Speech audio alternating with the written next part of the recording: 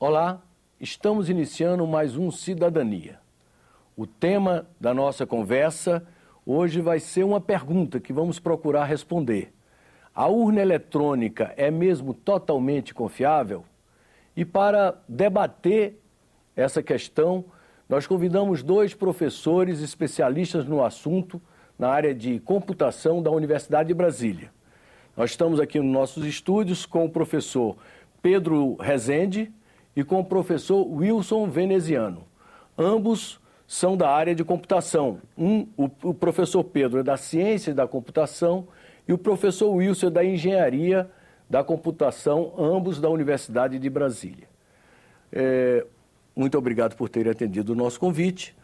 E para estimular o nosso debate, nós vamos assistir alguns trechos de um vídeo institucional preparado pelo TSE, em que elogia a urna eletrônica e garante que a urna é bastante confiável.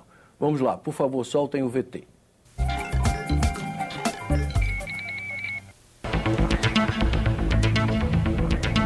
Tempos modernos. A tecnologia está por toda parte. As atividades do dia a dia estão cada vez mais facilitadas pelos bytes, processadores e redes de dados. A democracia também está informatizada. O voto eletrônico surgiu em 1996, trazendo facilidade, agilidade, transparência e segurança ao processo eleitoral.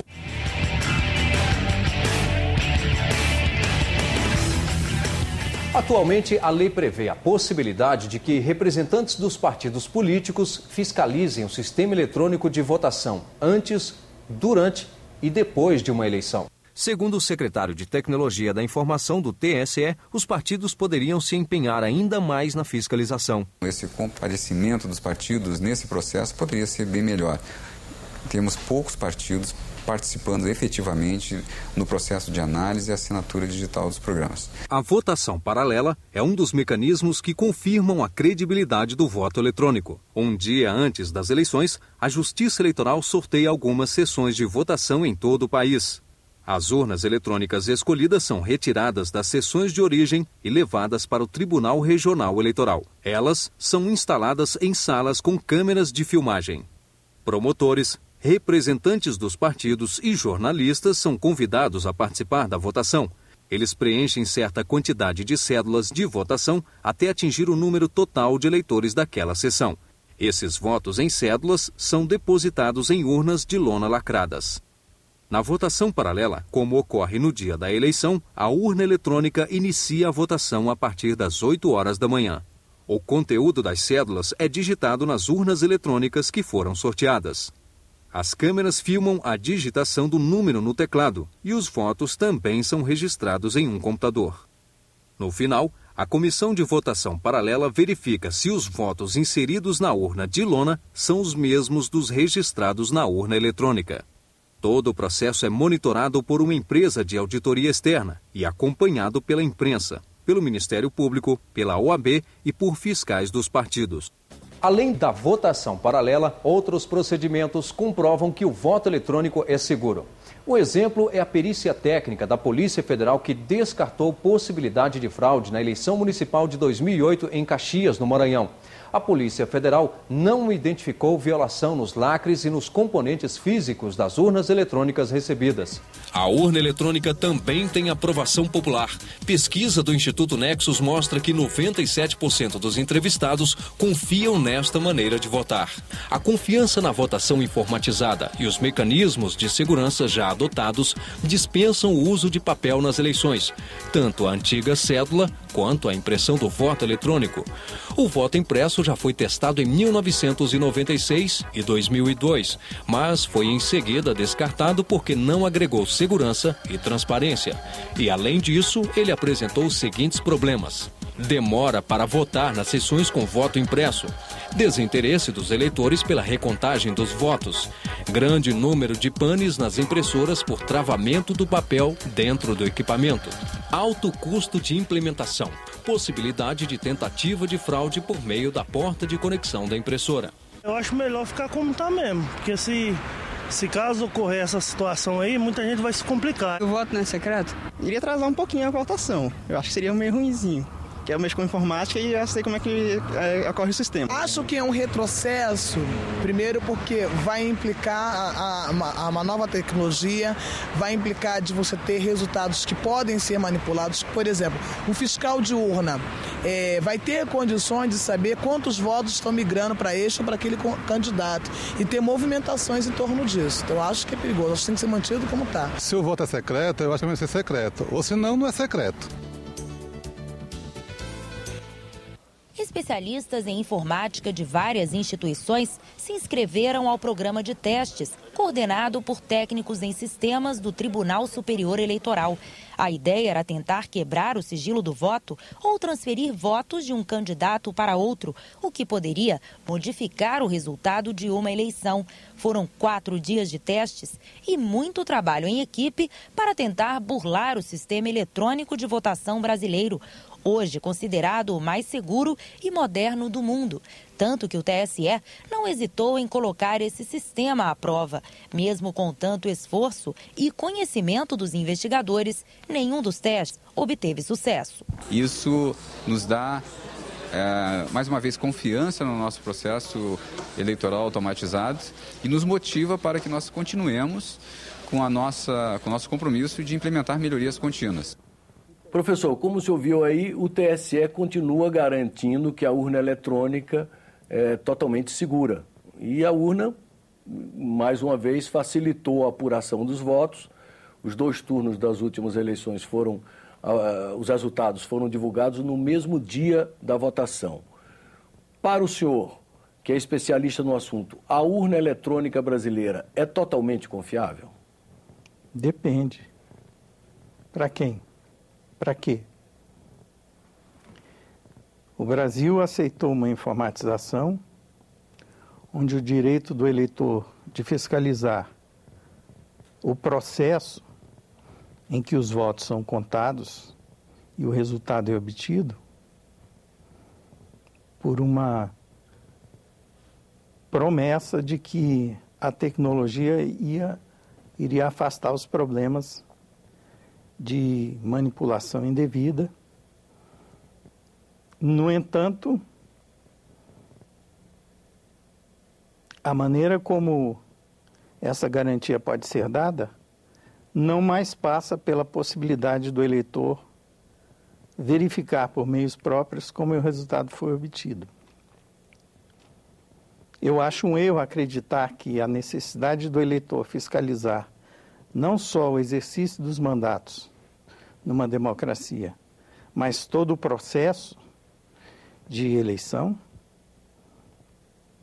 candidatura, sufrágio, contagem, é basilar, é fundamental para a democracia.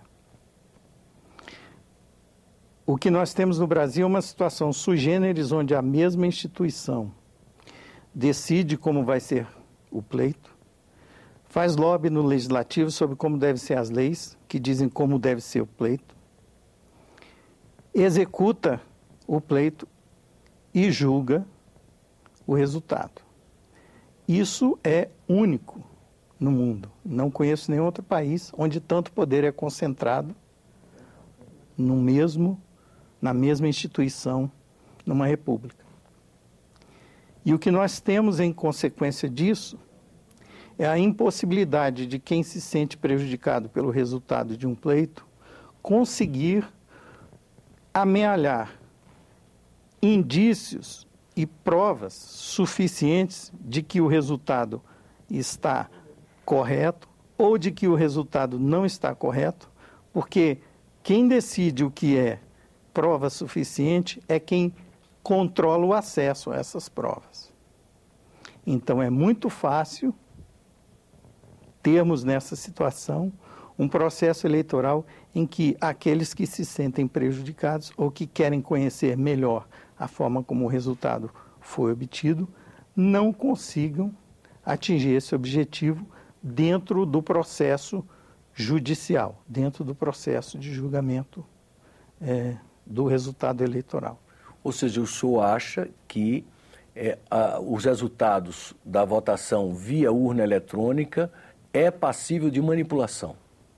Do ponto de vista técnico, a urna é um componente, que é um computador, de um processo de votação. O que a urna faz é coletar e somar votos e emitir no final numa planilha, num boletim de urna. A urna faz o que é programado. Se o programa é honesto ou não, isso vai depender de como ele foi colocado dentro da urna, de como ele foi criado.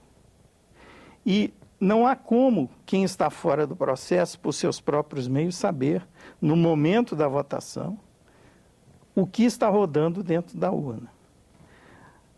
A dificuldade técnica de se verificar de forma independente da própria urna o que está rodando dentro da urna é o que levou o inventor da assinatura digital, que é a técnica utilizada pelo TSE para comprovar, entre aspas, que o software que está ali é o que deveria estar dentro da urna, pelo motivo de que isso esse processo de autoverificação, ele não tem nenhuma eficácia do ponto de vista da fiscalização externa. Por esse motivo que o inventor da assinatura digital se dedicou durante vários anos a desenvolver outras gerações de urna eletrônica, com as quais o resultado não depende somente da honestidade do programa que está rodando na urna no momento em que o processo é executado, no momento da votação. E nós estamos, por insistência e oposição ferrenha da autoridade eleitoral, ainda com a primeira geração de urna, o modelo DRE, que não permite recontagem de forma independente do software utilizado na urna e na totalização, até hoje.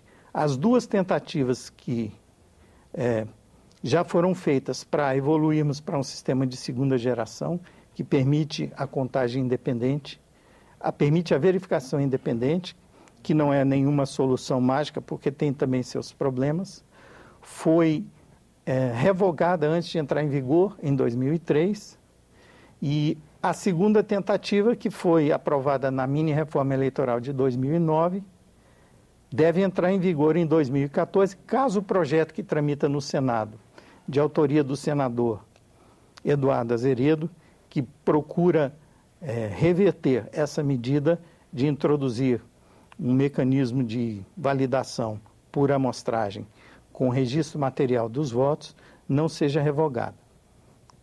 O registro material, o senhor fala a impressão do voto? A impressão do voto no caso de urnas que, como a nossa, para reaproveitar as urnas que registram o voto digitalmente de forma eletrônica. Existe também as urnas de segunda geração, que ao invés de imprimir o voto, elas leem o voto marcado numa célula. Elas usam o scanner para ler o voto e para fazer a contagem eletrônica. No caso do Brasil, para se adaptar às urnas que já existem, que já foram fabricadas, seria o caso de se imprimir o registro do voto em papel sem contato com o eleitor, como foi feito em 2002. Professor Wilson, o que é que o senhor tem a dizer sobre as colocações feitas pelo seu colega, professor Pedro? Como engenheiro eletrônico, mestre, doutor e cientista na área de computação e engenharia, eu tenho a dizer que, fazendo uma comparação, do ponto de vista tecnológico, na área aeroespacial, a NASA é o topo do mundo. Do ponto de vista de sistemas eletrônicos de computação, o nosso país é a NASA do mundo. Isto porque nós temos um sistema que vem sendo desenvolvido há vários anos, é uma tecnologia altamente evoluída, complexa, e é uma tecnologia ajustada para a realidade do nosso país. É um sistema que não caberia ser, digamos, entre aspas, clonado e tentar que fossem instalados em outros países. Porque ele veio para resolver problemas de fraudes, problemas graves que nós tínhamos de fraude no nosso país. E, portanto, ele foi desenvolvido para a legislação brasileira, ele está em consonância com a cultura do povo brasileiro. Ele é um sistema auditável, porém ele não é auditável de uma forma simplista, como, por exemplo, pegar uma porção de papeizinhos e conferir se a pessoa marcou o X no quadradinho de cima, no do meio ou no de baixo. Assim como na área médica, nós temos atualmente exames, por exemplo, de tomografia computadorizada, ressonância magnética, que a população em geral passa por um exame desse, ela não consegue entender exatamente como aquela máquina funciona. Isso acontece com o avião também, a maioria das pessoas voa e não tem ideia de como funciona o avião. Esse problema ocorre com a urna eletrônica, é um equipamento. Melhor dizendo, todo o sistema eletrônico de votação, tecnologicamente, ele é complexo, portanto, o acesso dele é dado por meio de especialistas, porém ele é auditável sim por parte dos partidos políticos, de qualquer representante, e eu diria que por meio de qualquer cidadão que entenda um pouco da área de computação, ele também tem acesso a todo o software de urna, porque ele fica disponível, isso é uma questão legal, ele fica disponível no Tribunal Superior Eleitoral, no seu edifício sede, numa sala específica, lá existem computadores, não só as urnas, porém computadores, os programas da urna estão nesses computadores e o código-fonte pode ser analisado durante o ano inteiro. Qualquer cidadão pode fazer isso. Claro, desde que entenda um pouco